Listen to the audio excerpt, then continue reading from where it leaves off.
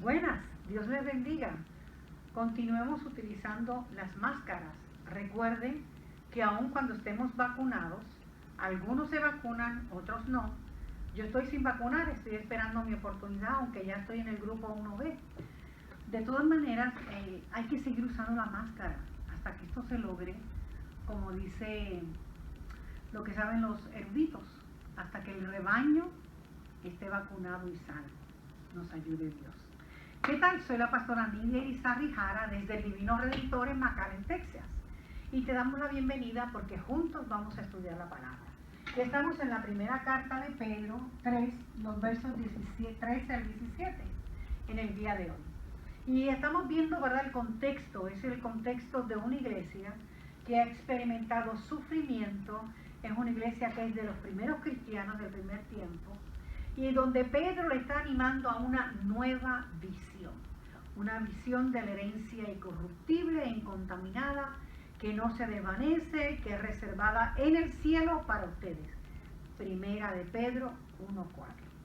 Y nos llama a vivir una vida santa, una vida, cuando hablamos del concepto santo, ¿verdad? Y conocemos tanto sobre la palabra, en términos de versos, sin santidad nadie verá al Señor. Sed santos como vuestro Padre es santo. Cuando hablamos de santo, hablamos de apartado para el servicio a Dios. Y cuando yo sirvo a Dios, yo sirvo a mi prójimo. Hay una relación muy estrecha. Entonces, esa santidad, y nosotros los metodistas tenemos un concepto maravilloso, solo los metodistas, cito ya atrás, que se llama santidad social. Y tenemos un credo social. Y al decir de credo, estamos hablando de fe, de principios. Nuestros principios son sólidos en términos sociales, en términos de una santidad social, que significa que yo voy a estar sirviendo a mi prójimo y así yo sirvo a Dios.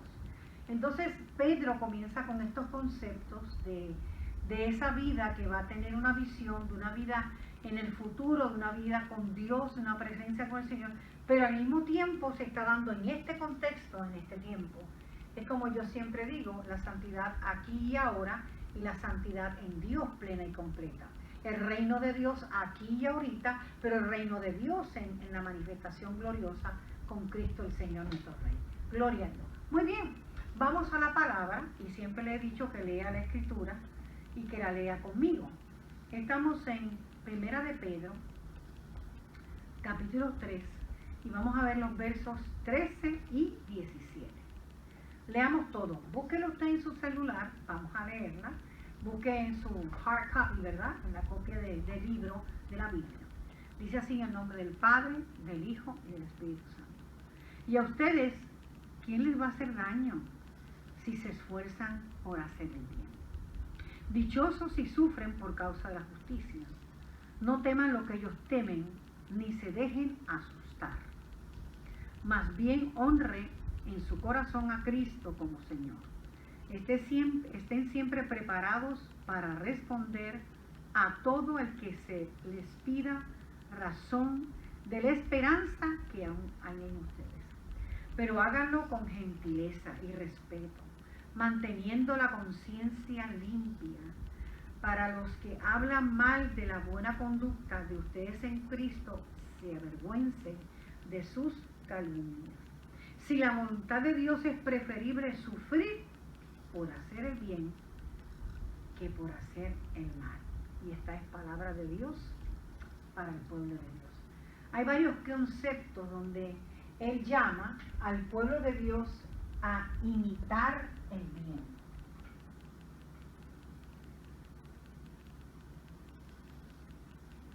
Muy bien. Y sabemos que lo contrario al bien es el mal. Lo que se opone al bien es el mal. Y Pedro le está llamando la atención, le está dando palabras de guianza, palabras de esperanza, palabras de una visión a un pueblo que tiene que hablar, que vivir en hacer el bien, en no temer quién te va a hacer daño. Entonces Pedro está guiando al creyente, al nuevo creyente que está sufriendo tanto, a que tenga como principio de vida imitar el bien, principio de vida no temer, porque ¿quién te va a hacer daño? Nosotros sabemos que hay grandes personas en Dios que se enfrentaron a situaciones difíciles. Pablo mismo dice en Romanos 8:21, ¿quién contra nosotros? Si Dios conmigo, ¿quién contra mí? Alabados al Señor. Señalamos, la religión del César es la otra religión fuerte y poderosa en el contexto histórico. Tenemos al pueblo judío por años, ¿verdad?, en su religión monoteísta, y tenemos al pueblo romano, al pueblo, ¿verdad?, que viene a invadir, a conquistar, pero tiene una religión donde dice César es Dios. Entonces surge un movimiento cristiano con Cristo, la revelación de Dios en Cristo, y estos son los que empiezan a sufrir la persecución porque ni son judíos ni son adoradores de César. ¿Qué les toca? El sufrimiento, la persecución.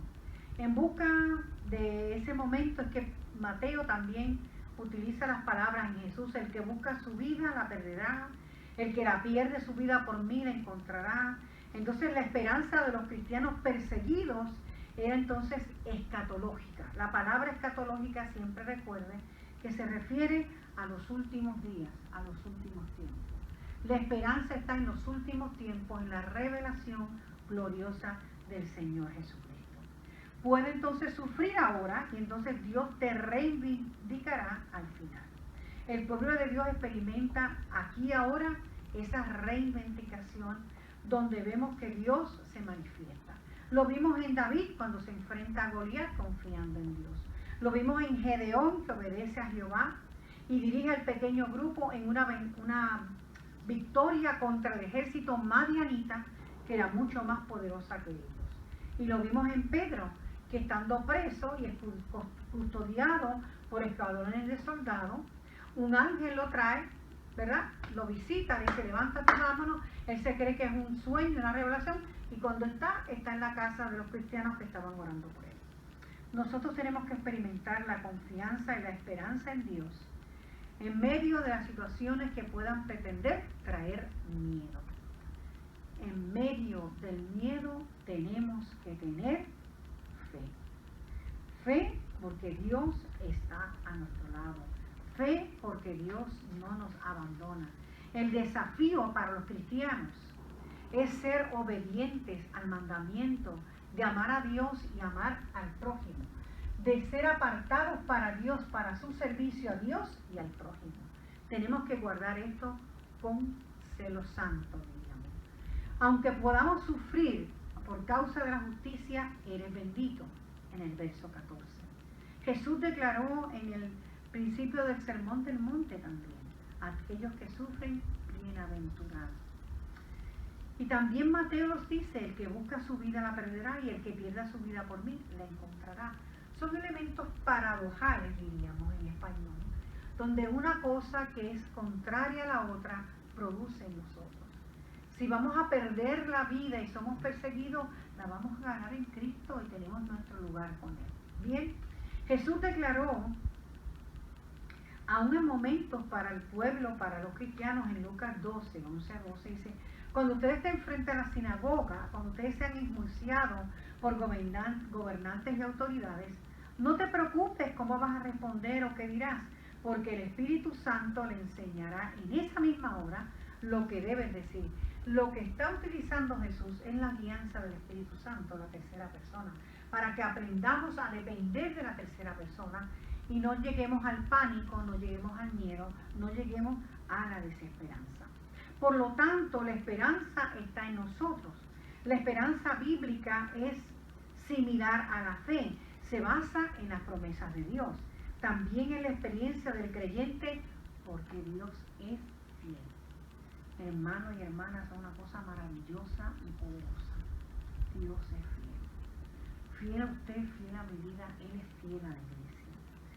Podemos ver cómo habla Pedro de esta esperanza viva, que no es otra cosa que la resurrección en Cristo. Este Jesús que resucitó entre los muertos a una herencia incorruptible e incontaminada, que no se desvanece, también está reservada en el cielo para nosotros. Está en el capítulo 1 de Pedro. Comienza a darnos buenos consejos a los hermanos que están en la diáspora. Sean sobrias, pongan la esperanza en la gracia que ha sido revelada a través de Jesucristo. Entonces la esperanza que menciona el apóstol Pedro es la esperanza basada en la salvación y basada en la gracia de Dios. Mi esperanza es Jesucristo y esta se basa en la gracia divina. Gloria sea al Señor. Nosotros tenemos que aprender que esa esperanza nos trae bendición en medio de la persecución. Muy bien. También señala, ¿verdad? El no teman del verso 15. El no teman de cada momento que está escrito en la Escritura, como yo le compartía a un joven en el día de ayer. Porque hablábamos del miedo. Dice, el miedo te llega a congelar, el miedo no te deja actuar. El miedo, a veces el miedo se convierte en un mismo ataque del diablo para que tú no hagas nada. Y entonces yo le dije, por eso la Biblia está llena de la palabra no temas, no temas, no temas y no temas. Y aquí lo dice también, no temas.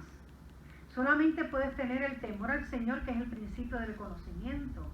Pero ese miedo que pretende congelarte, ese miedo que pretende que no hagas nada, no tengas ese temor, sino que en vez de ello, siembra confianza en la misericordia de Dios. Una buena conciencia, dice también el apóstol Pedro. Tengan una buena conciencia en el verso 16.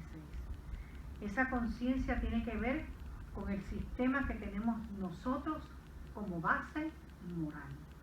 Y tiene el potencial de mantener a usted y a mí como persona en el camino recto en medio de un camino estrecho. La conciencia es buena traducción aquí. Pedro anima a los cristianos a mantener la conciencia limpia para que sus detractores no encuentren nada que criticar. En medio de estos tiempos corruptos, porque no podemos decir más, de las manipulaciones que hay a veces por los medios sociales y todo lo demás, nosotros tenemos que tener una buena conciencia, mantener lo que es recto dentro de nosotros, para actuar moralmente bien y moralmente correcto. Si yo actúo moralmente correcto, no voy a aceptar cuando me dicen en TikTok, vamos aquí a la esquina para quemar las banderas. No. Yo puedo señalar mi voz contrario a algo que esté pasando y no tengo que optar por esa violencia, porque tengo una buena conciencia moral. Muy bien. ¿Para qué me va a servir esta conciencia moral con el público? Sencillamente para aquellos que se atrevan a hablar mal de nosotros los cristianos, al ver nuestra conducta dicen, no, ellos no son ladrones, no, ellos no son hipócritas. Ellos dicen que aman y aman, ellos dicen que sirven y sirven, ellos dicen que este dinero es para esto y en eso se usa. Esa es nuestra buena conciencia que actúa bien para que los demás puedan creer y respetar nuestra postura. Muy bien. En el verso 17 que estamos terminando, cuando dice el verso, si es la voluntad de Dios, es preferible sufrir por hacer el bien que por hacer el mal. Y esto nos recuerda un momento que Pedro se enfrenta al concilio en Jerusalén y le dice a todos ellos, es menester obedecer a Dios antes que a los hombres. Es mejor la voluntad de Dios, es mejor quizás sufrir por hacer el bien que hacer el mal. Estos son los primeros principios que tenemos como cristianos que van hacia nuestra conducta y nuestra conducta moral. Bien, vamos a orar y a dar gracias. Y sabemos que viene como una helada este fin de semana, estos días, y vamos a ver cómo nos acomodamos para el culto. Pero vamos a orar y no dejen de orar los unos por los otros. Amén. Señor Dios, te damos gracias por tu amor, por tu misericordia, por nuestra hermana Gloria Sáenz, Señor, los exámenes que tuvo, que confiamos que todo haya salido bien. Por mi hermana Gloria Valdés y Polo Valdés, que tú te sigas glorificando, sanando, trayendo salud mental, emocional, espiritual, para tu gloria y para tu honra. Señor, Te pido para que tú intervengas, Dios, en toda necesidad que tengan mis hermanos, en su familia, en su hogar. Danos, Dios, la dirección plena y absoluta del Espíritu Santo. Yo te presento, Señor, esa petición tan personal, tan grande, tan maravillosa. Señor, te ruego, Dios, que tu tiempo sea mi tiempo y la gloria sea tuya, respondiendo y contestando. Abre puertas porque tú eres Dios. Bendice, Señor, las personas que han perdido seres amados, como nuestra hermana Lindsay de León, que perdió a su abuelito, Señor. Ten misericordia de ellos. Como, Señor, la familia de Susi Pimentel, la familia de Piedad González. Dale la paz de tu Espíritu Santo. Obren aquellos que están hospitalizados, Señor, como me compartían hace rato una prima lejana que se encuentra con problemas de los pulmones y problemas de los riñones. Señor, si te place sanarla y levantarla, sánala en el nombre de Jesús. Si no, Dios, hágase pues tu voluntad. Glorifícate, Dios, en esos hospitales, glorifícate en la familia que a veces está en el parking lot y que comen ahí esperando tener buenas noticias de sus seres amados. Levanto bandera de victoria, Dios, para que haya más vacunas, más vacunas en todo lugar del mundo, en el Valle, en Texas, en New York, en California. Levanto bandera de victoria, que haya más vacunas para que más podamos ser vacunados. Te doy la gloria y te doy la honra, porque oro en el único nombre, el nombre de Cristo el Señor. Amén.